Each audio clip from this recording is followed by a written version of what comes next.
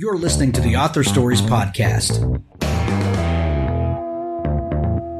bringing you the story behind the stories and the storytellers.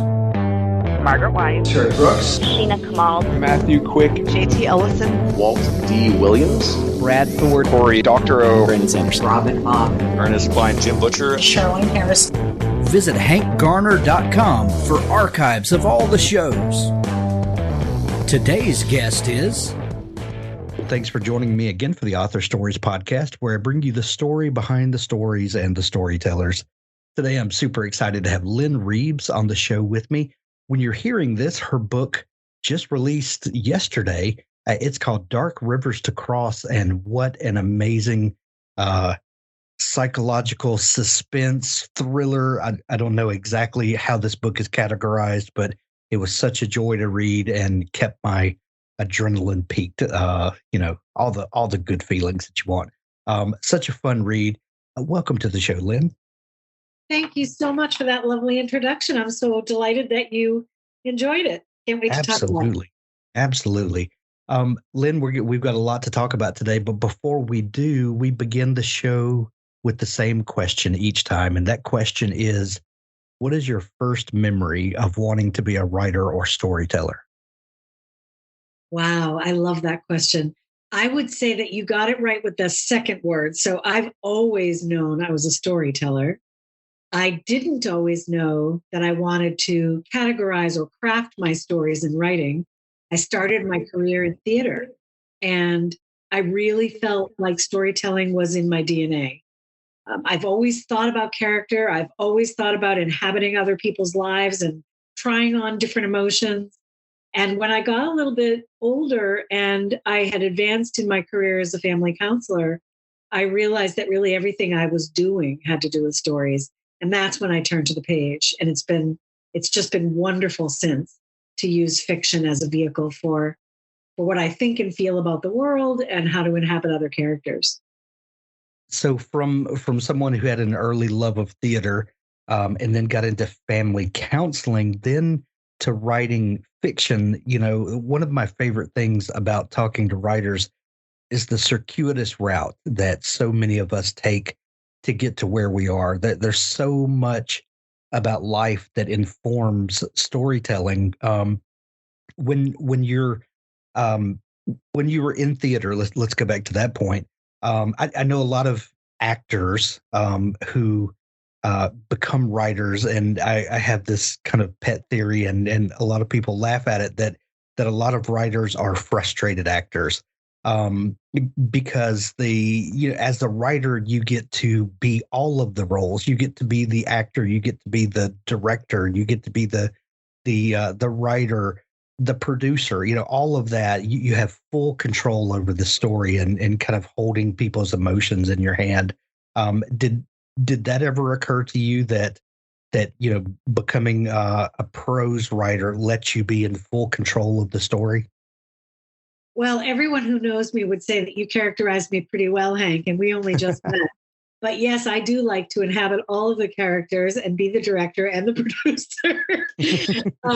I really do love fiction for that very reason, which is that there is the art of discovering a story and whose story it is to tell and how the story will be revealed. But then there's also the science of craft, which is to go in then and make changes for the sake of the narrative, for the sake of the engine of the story. And I love doing all of that as well.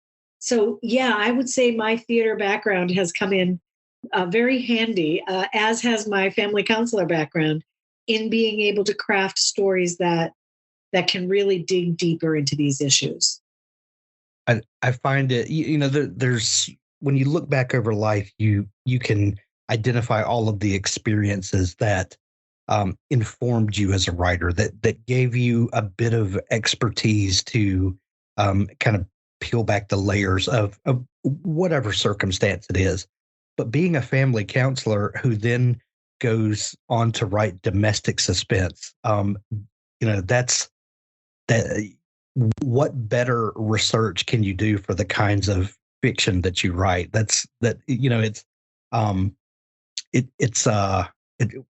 I can't think of a better training.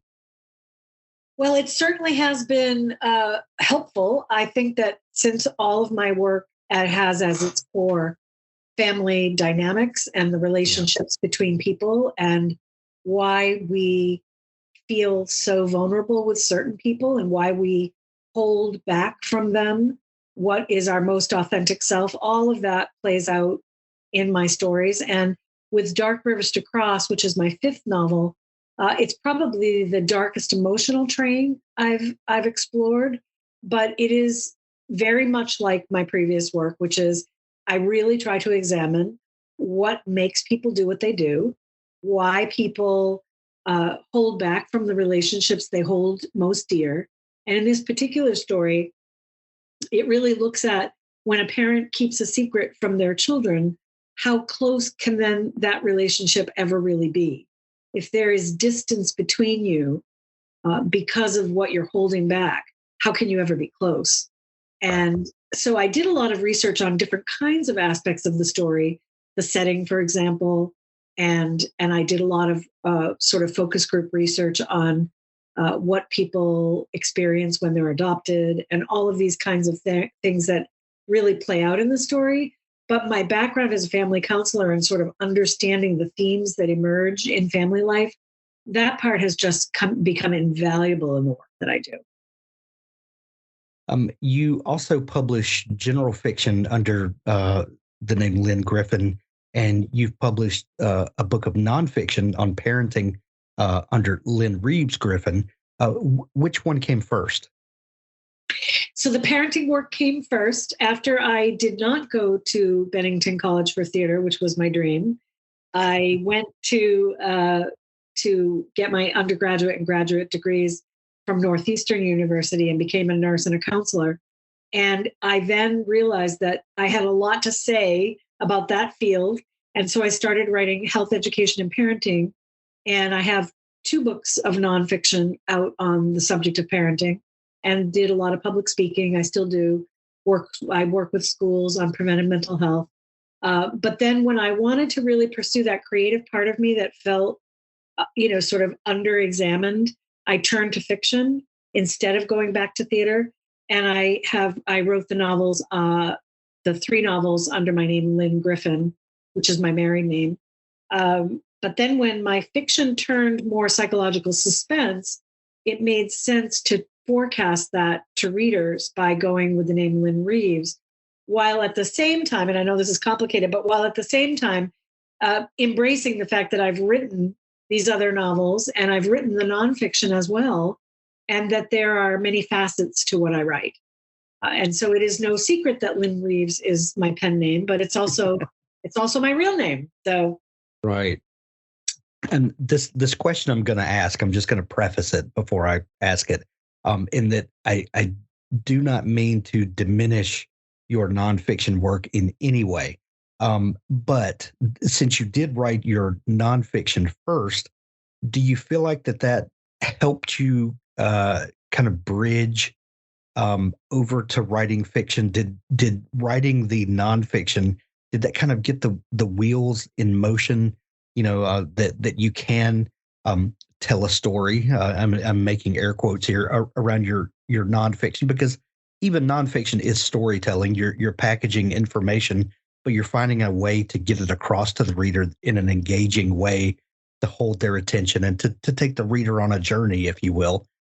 Did that help you to kind of, stretch your creative wings to then get over to writing fiction? that's an excellent question. And I would say absolutely. I think writing across genres is both beneficial from a creative standpoint because it gets your brain working with the possibilities on the page. It's also true that nonfiction is storytelling, so I'd agree with you there.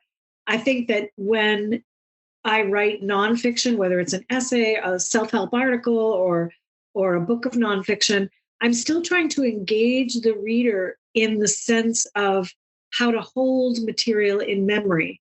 And the way that we hold material in memory is through story. So if I'm doing a parenting workshop, I'll tell people a story about, a little kiddo that I worked with or a mom or a dad I worked with. And that allows other people to connect to the material. So yes, for sure, the nonfiction taught me a lot. But what I would say is that what was not satisfying to me about the nonfiction was that I felt increasingly in need of being prescriptive. In other words, telling people there's a right way to do this, there's a not so great way to do this. And I think what has changed for me over time is that I'm increasingly sure there's no right answer. I'm increasingly sure that what happens in family life is both personal and universal, but not always one right way to do something. And that's where my fiction has allowed me to examine these deep issues. My novel, The Dangers of an Ordinary Night, was about addiction and the impact of addiction on caregivers. Dark Rivers to Cross looks at inherited trauma and family violence. And again, there are no right answers. There are only situations in which we have complex relationships to navigate. And that's what fiction allows me to do, is it allows me the freedom to explore these things without saying there's any one way to contend with it. So if you're writing nonfiction, and please jump in and correct me where I'm wrong. But you're taking concepts and kind of in a prescriptive way, kind of walking out those concepts. Whereas when you're writing fiction, you're creating a character, injecting them into a scenario that might involve one of these concepts, and then kind of seeing what humans do with that. Is that a fair way to kind of look at the difference? That's a fantastic way to capture it. I would absolutely agree that that's what my intention is. I also really, in my fiction, steer very clear of making it nonfiction in disguise. I don't want that experience for readers. Right. I would much rather for them to say, especially in Dark Rivers to Cross, for example, that Lena made some really bad choices, and Lena also made some really great choices. But would they be the choices that I would make? Or can a reader inhabit the story and say, I wouldn't have done that, or I would have done that, or at the very least, I can understand why she did, and allow there to be space for the myriad ways people examine their lives and make choices or don't related to what's happening to them. That's more fascinating to me. Right, right. And even if it's not your intention, your books are not, what's the term I'm looking for?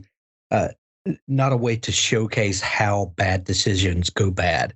But sometimes it's more fun to see someone make choices that you would not make, and just kind of see where it goes.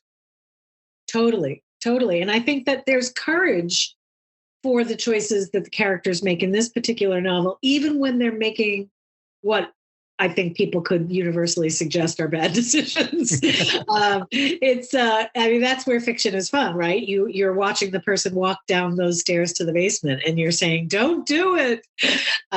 So my novel watches these characters make some of these choices.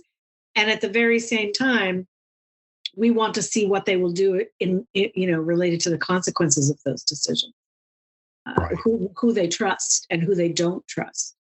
And is that a mistake or a plus, right? And we find that out along the way in this story for sure. Lynne, one of my favorite things to ask people is how their stories begin. Like I like to trace a story back to its origin, to its moment of conception. And in one moment, a book like Dark Rivers to Cross does not exist in any fashion. And then maybe you start thinking of, maybe you're thinking of an interpersonal conflict, it kind of in big terms, and then start, casting, a story in your mind with characters that just walk onto the stage. And then all of a sudden conflict arises, and then you follow these characters to see where it goes. Or maybe you see a story on the news and it starts the what if game or whatever it is. But whatever sparks that moment of imagination, then dark rivers to cross does exist, and it's your job as the writer to dig that story out, dust it off, and polish it up and go through all the things that a writer goes through to bring a story to fruition. What is that moment of creation like for you? So this particular novel was different than my others in that I feel that it came to me in its entirety as one whole story. And I definitely saw what the inciting incident is, what happens right at the very beginning. I knew what the journey of discovery would be, where the suspense would lie. I knew the characters who would inhabit the story, although, of course, I got to know them more deeply as I wrote the story and edited the story. What is very different about this story is that even though all of it came to me sort of as one big whole, it posed a different kind of challenge as a writer because I had to figure out which parts came first. So I did know the whole, but I didn't know the component parts and the way in which they needed to be revealed to the reader to engage the reader in what was happening to these people. So the challenge in the writing was the bits and pieces and how they come out of order. The story is not told linearly. It's told in broken parts, and it's told in a present day quest. And so the how to break it apart so that it actually goes back together was the biggest challenge yet for me. I had in my mind that the novel would read like the turbulent river that it's set on, and that it would feel to the reader as if they were in a bit of a whitewater rafting trip. And so, as you can imagine, it was very difficult to try to simulate that on the page. So that leads me to ask, when you're in the pre-writing phase of your book, where you have the story kind of rolling around in your mind and the characters, are you a planner or a pantser? Do you discover the story as you write, or are you the kind of person that needs to kind of sketch it all out and get a plan together and then write to that plan? So I'm very much both of those things, but I have a particular way that I do it, which is that I let myself have a period of discovery where I'm journaling things. Right. And I have journals in which I keep sort of research notes and ideas as they come to me. And so I'm sketching as I'm discovering. And then when I get a certain feeling, and I know this sounds kind of, the artiste in me, but I get a sort of a feeling when it's time to start writing. And then I sketch and write and sketch and write until the form becomes complete for me. So I definitely do both of them at the same time. I don't write down rabbit holes. In other words, I don't write to discover and go off on, 50 or 100 page tangents. I'm a little bit too, obsessive to do that. I would much rather do this kind of sketching where I start seeing a form and then I write to that and see where that leads. So speaking of the turbulent, tumultuous kind of narrative form that this book takes, as you're getting the novel put together, were there ever times where you worried that the reader wasn't going to follow along? Like, the kind of the line you have to walk there is, I want to keep the reader guessing. But if it gets to the point where the reader's guessing too much, they'll just give up. Like, there has to be a thread that goes through there that the reader can follow to know that they can trust you, that you're going to take them to a particular place. And maybe this is like a second draft question, but after you've kind of gotten all of the scenes laid out and you kind of understand the narrative structure yourself, then what do you do in that editing phase to make sure that the story is flowing and that the reader can follow along while also keeping them, kind of off balance at the same time? Really great question. And I think this is important really for every writer. It's also really important for readers. I think it's important for readers to understand that writers work really hard to feel that sense of authority or credibility to tell a story, while at the same time not withholding to annoy people, but not revealing things too quickly. That's a delicate balance. It's also perfectly fine for readers of this genre to expect certain things and then hope that the writer can deliver those. So, how do I do that? I do that by setting goals for myself. So, for example, it's very clear in Dark Rivers to Cross, you know it fairly soon in the beginning that there will be a confrontation between this woman and the person that she's running from. And I'm fine with readers knowing that that's inevitable, but they don't know how I'm going to do it, right? So it's okay with me if they know that this inevitable thing will have to happen, but that they trust me that I'm going to reveal it to them in a new way, in a fresh way, in an exciting way. And then that's my job to deliver that. So in the editing process, in the revision process, I hold myself to a standard that says, I'm fine if the reader knows what's going to happen. They just don't know how I'm going to make it happen. Right, right. One of the interesting things in a suspense book is that you keep the reader always. When you're reading the book, it always seems like there's an answer just out of my reach, and if I keep reading, I'll discover it. And the whole time you're like dragging that carrot just a little. It's just always just out of reach.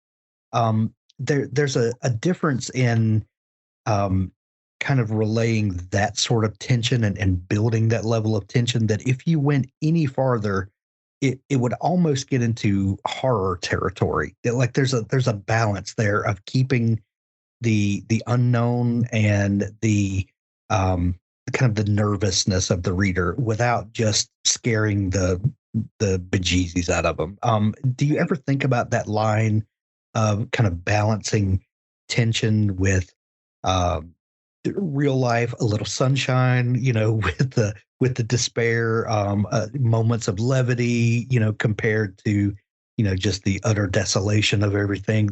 How do you handle that balance? Well, I think maybe that comes a little bit from my family counseling background, which is sort of my worldview. My worldview is that even when things get deep and dark and emotional, that there is always light. And the light is in opening ourselves up to other people. So I think one of the themes throughout all of my work is the idea that the more we do reveal what makes us vulnerable and what frightens us and what we find hard to talk about, therein lies the healing. There's the hope. So in Dark Rivers to Cross, I did want that tension to be just out of reach. And I created that by having, as one character moves forward in her quest for something, she meets an obstacle with her sons, and vice versa. When they are trying to move forward on their quest to figure out what is the secret she is keeping, something gets thrown in their path as well. So there's this push-pull, this 2 steps forward, 1 step back feeling. But at the core of it is that the characters believe there is hope in knowing and in connecting and in finding out what the others need. So for me, the core of it really is the idea that, yes, I'm writing about these dark, deep emotional issues, but it's because I believe that if we reveal them to each other, we're better off. Right. Speaking of the family dynamic, this book has a really interesting family dynamic in that that our protagonist Lena has 2 sons, one a biological son and one an adopted son, and this sets up all kinds of family tension on multiple levels. What was the decision to kind of set up the family in this way? So again, really what I wanted to examine in this, and this is again my family counselor background, is I wanted to think about the stories that our parents tell us and how that shapes the way we live in the world. But what happens if parts of that story are not true, or parts of that story are not revealed to us? Then what? And so, this particular story, I always knew that what I was trying to examine is the nature-nurture question. How much of how we live in the world has to do with our inherited traits, and how much has to do with the environment in which we live. That's why I set it in the Maine woods. Rugged landscape shows you what you're made of. And so all of those variables came together to run in the background of the story, and sometimes in the foreground. But for sure, I intentionally chose those craft details or craft elements to put pressure on these characters to see what they're made of. Lynn, do you ever set up a story situation where you hope that it will make a reader change their mind about something, or maybe in the hopes that at the end of the book they'll think differently about a preconceived notion of some sort? I don't have a specific example in mind. I'm just, since we're doing these kind of explorations of human nature and family dynamics, is that ever a hope? Not that you write books in a preachy way to get across a certain point of view, but you do approach it from a certain worldview. So is that ever kind of a subconscious desire? I think it's a very conscious desire that I write my books in the hopes that when a person reads it, finishes it, that they want to talk to somebody about it. So I don't actually set out hoping to change anybody's mind. I don't set out to have a reader believe something that I'm trying to get across thematically. But what I really want, I want them to have almost a burning desire to need to talk to somebody about it. Because to me, the whole idea is that if we talk about these issues, if we talk about family violence, if we talk about what it means to have something deep and dark in your past that you feel like you can't tell your children about it, how do we talk to children about our deepest fears? If you get to the end of one of my books and you say, I really want to talk to somebody about this, then I feel like I've done my job, because I want us to talk more about the undiscussables of family life. Right. Lynn, if we know anything about publishing, this book has been off of your desk for several months, at least. What has your attention turned to now? What are you working on now? I am definitely working on another novel that is along the same vein. I'm exploring the issues that relate to choosing motherhood, the ways in which women choose motherhood or don't, and the implications that has on their family lives. Now, of course, I wouldn't be writing domestic suspense if there weren't lots of twists and turns and possibly a crime or two. But I'm examining the ways in which women come to motherhood. Love it. The new book, Dark Rivers to Cross, is available everywhere today. You can grab it in Kindle edition or hold the paper in your own hand, or audiobook. Have you heard any of the audiobook edition yet? I'm so glad you asked. I listened to the first chapter of the audiobook this morning, and it was narrated by Laura Jennings, and I'm giving a shout out to her because she brought me to tears in the way she captured my protagonist, Lena. She's quite a talent, and so the audio version is terrific if you're a listener. Love it. We'll put links to all of the formats in the show notes of this episode to make it easy for folks to find. Lynn, if people are just discovering you and want to dig into all the great stuff that you're up to, where can they connect with you online? My website is lynnegriffin.com. And remember, I'm Lynne Reeves Griffin. So the website is Lynne Griffin. The novel Dark Rivers to Cross is under Lynne Reeves. I'm all the same person, I assure you. And and I'm on social media as well. I'm on Instagram and Twitter. Excellent. We'll link up those places as well in the show notes. Lynn, this has been so much fun chatting. We're going to send everyone to pick up their copy of Dark Rivers to Cross. Thank you so much for taking time to come on the show. Thank you so much, Hank. The questions were awesome. I really enjoyed chatting with you.